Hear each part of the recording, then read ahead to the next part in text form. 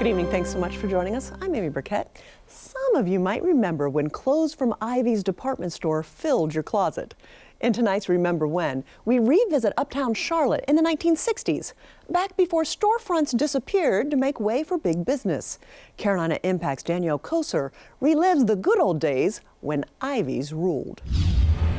When you're alone and life is making you lonely, you can always go uptown. One of the nation's largest banking centers, skyscrapers and restaurants fill the streets of Charlotte. Downtown. But years ago, this street corner was a hot spot for shopping. Take a walk with me down memory lane to uptown Charlotte, 1966. About 40,000 cars pass this main intersection daily. Some 35,000 shoppers ply the stores. Just around the corner from the hustle and bustle on Independence Square stood the iconic Ivey's department store on the corner of 5th and North Tryon.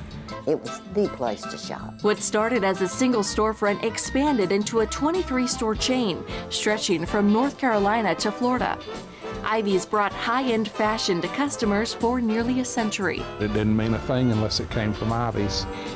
The business was passed down from generation to generation, all committed to caring for customers and creating an atmosphere where employees felt like an extension of the family tree. In my 50 years of work experience, that's probably the best place I ever worked. The man behind the storefront, Joseph Benjamin Ivey, known around town as JB.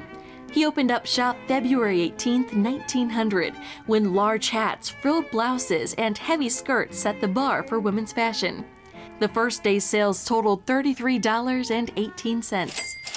By the 1960s, Ivey's was a household name. We didn't need to travel to New York. We had our own fancy windows right here in Charlotte. Kid Ivey Ward doesn't remember much about her great-grandfather.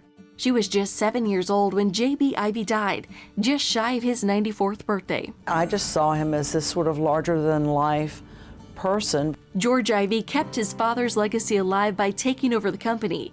He later passed the torch to his son, George Ivey Jr. He was a very bright man, great personality, and he was always very encouraging to myself as well as all of his staff members. Ivey's former corporate director of human resources, John Waverick, remembers working with George Ivey Jr. I have a lot of fond memories of the way he spoke to me, the way he spoke to my family. You knew that you were part of the family. Happy employees created happy customers who described shopping at Ivey's as an experience. They knew your name, and they knew when you were coming in, and they knew what you liked, and oftentimes they would have pulled things aside for you. Family and friends sent BB McGee off for her honeymoon in the suit she bought from Ivey's, where she shopped for special occasions. It was a blue two-piece wool suit with a skirt, and I wore a hat and gloves, a little veiled. I wasn't used to having things that expensive, but it was special. While BB doesn't have any photos of her going-away suit, Nancy Bass does. She married her sweetheart on June 6, 1964.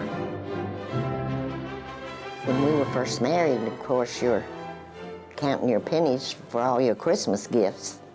And I remember we waited until the night before Christmas and went to Ivey's, bought all our Christmas presents, saved a bundle of money.